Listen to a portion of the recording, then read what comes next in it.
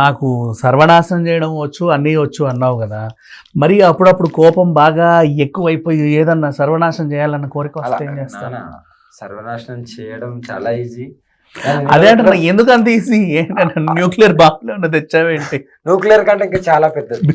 But ఏంటంటే మనం ఎప్పుడు మంచిగా చేయాలన్న, చెడు కాదు. చెడు 10 నిమిషాలలో చేయొచ్చు, మంచి తెచ్చుకోవడానికి చాలా కష్టం. ఇప్పుడు చూడు, నన్ను మొత్తం బ్యాడ్ గానే పోర్ట్రేట్ చేస్తారు మీడియా, కొంతమంది మీడియా. అందరిని అన్నను, చాలా మంచి వాళ్ళు కూడా ఉన్నారు. సోకాల్డ్ కొన్ని మీడియాస్ బ్యాడ్ గా పోర్ట్రేట్ చేస్తారు. వాళ్ళు నేనెంత గుడ్ చేసినా సరే, నేను ఎన్ని సేవా కార్యక్రమాలు చేసినా వాళ్ళు రాసేది అలాగే రాస్తారు. సేవలు చెప్పు నాకు. అనాథాశ్రమాలకు మొన్నటిదాకెళ్ళి నేను నా వంతుగా నేను చేశాను కదా. నువ్వే భిక్షాటన చేస్తున్నావు, నీకు డబ్బులు ఎక్కడ? వాళ్ళకి అదే అంటున్నా కదా. ఇప్పుడు నేను ఒకరికి మంచి చేసినప్పుడు వాళ్ళు ఎంతో కొంత దక్షిణ రూపంలో ఇచ్చింది, ఓకేనా?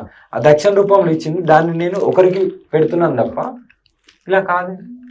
ఏదో నేనేదో ఇల్లులు, మిద్దెలు, మేడలు, భూములు కొని కోట్లు సంపాదించి లక్షలు లేవు కదా. కనీసానికి 20,000గా 10,000 కూడా ఉండదు తెలుసా. రోజు గడుస్తుందంటే గడుస్తుంది, హ్యాపీగా ఆనందం.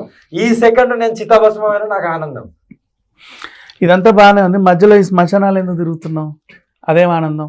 ఇప్పుడు ఒకసారి తిరుగుతున్నా, నేను ఎప్పుడో సాధనలో పోయినా అప్పటి నుండి తిరుగుతున్నా. లేకుంటే అది చూసా, నువ్వు పూజ చేస్తుంటే హిజ్రాలు రావడం, అదేంటిది? అది లోక కళ్యాణం గురించి. ఏం చేస్తున్నావు అక్కడ? అది చెప్పలేను. అక్కడ నేను లేకుంటే ఉజ్జయిన్లో చూసాను. బేసిక్ లో ఎక్కడైనా ఏం చేస్తున్నావు అక్కడ? మామూలుగా ఏం చేసేది మేము సాధన చేసేది ఎవరికి బయటకి చెప్పాము. నువ్వు అలా చెప్పను అంటుంటేనే వీళ్ళు నువ్వు చేతబడులు చేస్తున్నావు, క్షుద్ర పూజలు చేస్తున్నావు అంటున్నావు. నేను ఎవరైతే అనుకుంటున్నా నువ్వేమో నేను చెప్పను పో అంటావు అంతే. నేను చేతబడలేదు, నువ్వేమనుకుంటావు చేస్తా. ఏమని అనుకో, నువ్వు నిజంగా అంత గడుచుంటే నా దగ్గర వచ్చి నిలబడి నిజంగా నిన్ను వేసేస్తా. ఏం వేసేస్తావు? అంతే, శుద్ర పూజ చేస్తా డైరెక్ట్. ఏం చేస్తా? క్రియలు చేసి నాశనం చేస్తా. ఓపెన్ చెప్తాను, నన్ను ఎక్కువ రెచ్చగొట్టకండి, నేను మంచి మార్గంలో ఉన్నాను. పాపం ఏదో నువ్వు ఇలా ఓపెన్ స్టేట్మెంట్లు ఇవ్వకు, నాశనం చేస్తా గీసం చేస్తా. అరే ఎవరేం చేస్తారన్న, మరి ఓపెన్ స్టేట్మెంట్లు ఏదో కండమని పెళ్లిళ్ళని వీళ్ళు ఇచ్చినప్పుడు ఏం లేదు, కానీ మేము ఇస్తే మాత్రం పోర్ట్రేట్ అవుతుంది. అంటే మేము మనుషులం కాదు, మాకు వస్తే రక్తం రాదు, మాకు మనస్తత్వం ఉండదు, కానీ వాళ్ళకి మాత్రం అన్నీ ఉంటాయి. ఓకే, సో ఈఎంఐ అయితే నీ దగ్గర సేఫే కదా? నా ప్రాణం అడ్డేసైనా నేను కాపాడుకుంటాను, కానీ ఇవి ఇచ్చి ఇవి వెళ్తే నేను ఏం చేయలేను. వెళ్ళకపోతే నువ్వు ఎప్పుడు వెళ్తావు? వెళ్ళను అంటే 100% వెళ్ళిపోతావు అని చెప్తాను, వాళ్ళు వచ్చి చూసి వెళ్ళిపోతారు. ఇంటికి కూడా వెళ్ళండి. ఓకే, వాళ్ళకి ఇష్టమైతే చూడడానికి వస్తారు. వాళ్ళకి ఇష్టమైతే అంటే నీకు ఇష్టమేం లేదా? నీకు కలుగుద్ది కదా. ఏమో నాకు ఇంతవరకు కలగలే, ఈ 3 days వచ్చినంత వరకు కలగలే.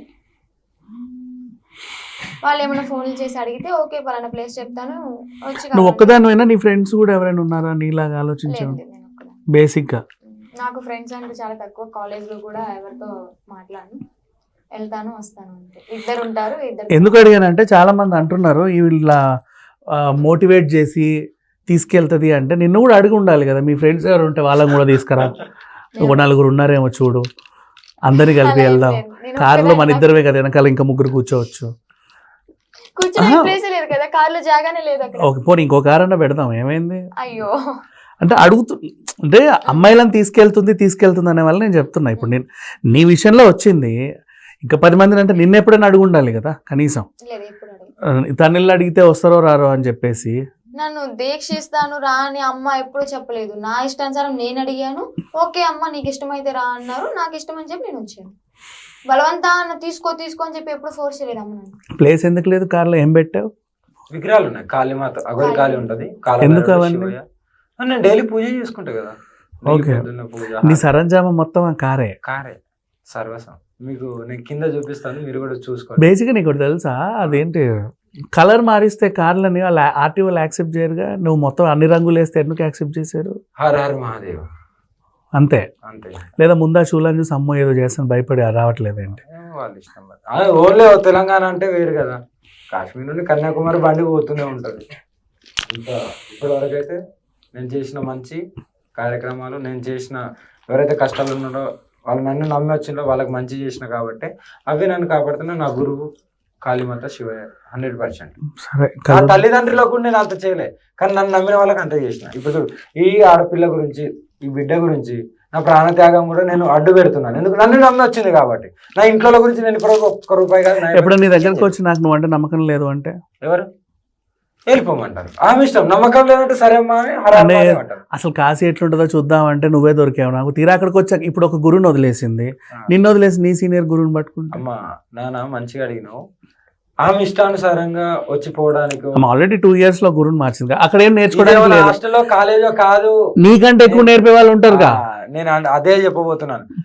ఎప్పుడంటే అప్పుడు పోవడానికి, ఎప్పుడంటే అప్పుడు రావడానికి. ఇది హాస్టల్లో కాలేజో కాదు, ఓకేనా?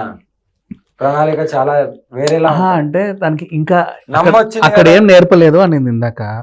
నువ్వు కూడా ఏం నేర్పలేదని చెప్పి రేపు ఇంకో అకాడాలి ఇంకో పెద్ద గురువు దగ్గరికి నేను వెళ్తే మీడియా ముందు చెప్తున్నాను, నా మనసు మారదు, నేను ఇంకో గురువు దగ్గరికి వెళ్ళను. నాకు అమ్మ చాలు, అమ్మ గురువుగా ఉంటే చాలు, అమ్మగా చూసుకుంటే చాలు. నైస్. ఇప్పటికే చాలా లేట్ అయింది, మనం కూడా రాత్రి కలిసాం, ఆకలి కూడా వేస్తుంది మీకు నాకు. పర్లేదు. మళ్ళీ కలుద్దాం, మాట్లాడదాం. ఈ వివాదం ఇంకెక్కడి వరకు వెళ్తుందో చూద్దాం. ఏంటంటే, నువ్వేమైనా చెప్పాలనుకుంటే నాకు చెప్పేసే. నేను ఏమంటున్నా నాన్న, ఇలాంటి సభ్య సమాజానికి బ్యాడ్ గా మీరు చెప్తున్నారు కదా, ఇప్పుడు నీ త్రూ చెప్తున్నాను. కొద్దిగా ప్రజలు కూడా ఆలోచించాలి.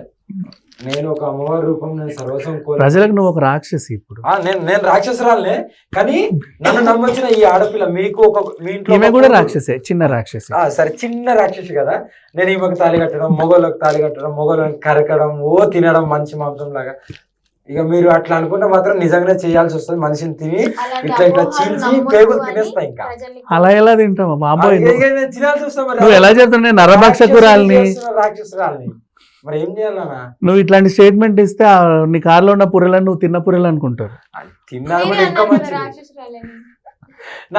నేను అంటే చేసేస్తా. కాదు కాదు నాన్న, ఇప్పుడు సమాజానికి వీళ్ళ బ్రదర్స్ ఉన్నారు కదా, ఏం మెసేజ్ ఇద్దామని అనుకున్నారు అనేది నాది. వాళ్ళు స్టేట్మెంట్ ఇచ్చారు కదా, ఓకే. అది వేరే రకంగా ఇస్తే నాకేం బాధ అనుకో, నాకు ఇప్పటికి కూడా బాధ లేదు. ఇంకా తిట్టాను రా బాబు, ఇంకా ఏమన్నా అంటే బేసిక్ ఎవరైనా తిడతారు, లేకపోతే ఇంకేమైనా ఎలిగేషన్స్ పాస్ చేస్తారు. వీళ్ళు ఏంటంటే చాలా ఏవేవేవో రాశారు, చాలా సెన్సిటివ్ గా రాశారు. అక్కడ దాకా అంతగా ఎలా ఆలోచిస్తారు, వీళ్ళేం పెద్ద డైరెక్టర్స్ కాదు, వాళ్ళేం రైటర్స్ కాదు అని ఇప్పుడు జనాలు నమ్ముతున్నారు. ఓహో ఇంత జరిగింత ఇలా కూడా ఉంటుంది. అరే నాకు మూత్రం పోయడానికి చిన్న పిల్లిస్ అంత గుచ్చినంత రంధ్రం ఉంటే నేను ఏం చేస్తాను? కామ కోరికలు లేకుండానే అంత పెద్ద గురువు దగ్గరికి వెళ్ళి, నా శివయ్య దగ్గరికి వెళ్ళి, కాళీమాత దగ్గరికి ఆజ్ఞ వచ్చిన తర్వాత సర్వస్వం కోల్పోయిందని ఇప్పుడు ఎందుకు కామ కోరికలు వస్తున్నాయి? నేను సరే ఇది పక్కన పెడదాం. నాకు తాళి కట్టి ఇప్పుడు నాకు అగోరి అమ్మే, ఆ అగోరి నా భర్త అని చెప్పుకుంటుండు కదా, నీకు నేను ఎలా భర్తను అవుతాను? నీకు నేనెందుకు మగోడికి తాళి కడతాను? ఆడపిల్లకి తాళి కట్టి ఆడపిల్లని నేనేం చేస్తాను? ఏం సభ్య సమాజానికి ఏం మెసేజ్ ఇద్దాం అనుకుంటున్నారు? ఈ కలియుగాన్ని ఇంకెంత డస్ట్ పట్టిద్దాం అనుకుంటున్నారు? నువ్వేమో ఇలా చెప్తున్నావు, వాళ్ళేమో అలా అంటున్నారు. వాళ్ళు అలా అంటున్నారంటే, ఇప్పుడు సమాజంలో నేను సమాజంలో మొన్నట్టుండే తిరుగుదాం అనుకున్నాం. నాకున్న జ్ఞానం వేరే ఉన్నది. నా జ్ఞానం నాకు చాలు. నాకు ఈ లోక జ్ఞానం, ఈ నీచులతో, ఈ నరరూప రాక్షసులతో నాకు వద్దు. వీళ్ళు ఇంకేమని అనుకొని ఇంకా ఎంత బ్యాడ్గానే చెప్పుకొని, ఐ డోంట్ కేర్, నాకు అవసరం లేదు. నేను చెవిటి కప్పలాగా ఉన్నాను. ఇంకో విషయం ఏంటంటే, నిన్ను గతంలో పాజిటివ్ చేసిన వాళ్ళు కూడా ఇప్పుడు కొంచెం మాట్లాడట్లేగా.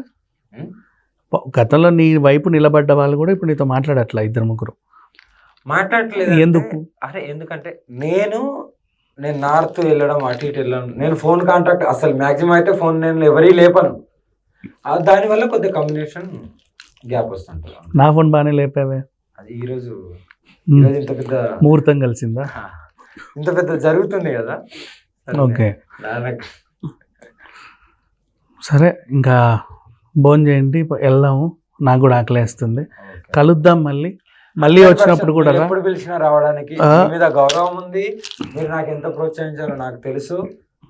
ఆ బాండింగ్ ఉంది. నువ్వు మనుషుల్ని పీకు తింటా అంటే ప్రోత్సహించాను నేను. నానా మీరు కొట్టినా నేను పడతాను, కానీ ఈ నరరూప రాక్షసులకు ఒక మంచి గుణపాఠం చెప్పండి.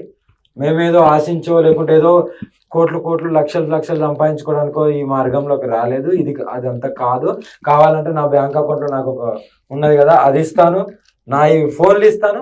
మీరు ఎక్కడ పెడతారో, ఏమేమో ఎవరెవరికి కాల్ చేసినా, ఎంతెంత వేయించుకున్నా, ఇవన్నీ స్టేట్మెంట్లు మీకు బహిరంగ ఇస్తాను. తీసుకోండి, బతకండి. ఇంకేం కావాలి చెప్పి జనాలకు ఇంకెంత నమ్మిస్తావు? సరే, వీళ్ళు కొడుతున్నారు, తిడుతున్నారు, రక్కుతున్నారు అంటున్నావు. మళ్ళీ ఎందుకు వస్తున్నావు ఎవరు ఇక్కడికేనా? నేను ప్రతి ఒక్కరు మామూలుగా తెలుగు రాష్ట్రం తొలగించే వరకు పోదు. ఇంకా అఘోరమ్మ గట్టిగా ఉంటది, కొడితే కుంభస్థలం ఎలా కొడతారో నేను అలా కొడతాను. ఇంకా ఇప్పటి నుండి మొత్తం క్రియలు మంత్రశుద్ధితోనే కొడతా, జాగ్రత్త. చెప్తున్నా ఓపెన్ గా, ఇప్పటి నుండి మంత్రశుద్ధితో వశీకరణలతో క్రియలతోనే కొడతా. మీరందరూ నా మీద ఎలిగేషన్ వేశారు కదా, నిజంగా కొడతా ఇప్పుడు నేను నన్ను అన్నోని. ఎవరికి దిక్కున్న కదా చెప్పుకోండి, ఓకేనా? హర హర మహాదేవ్.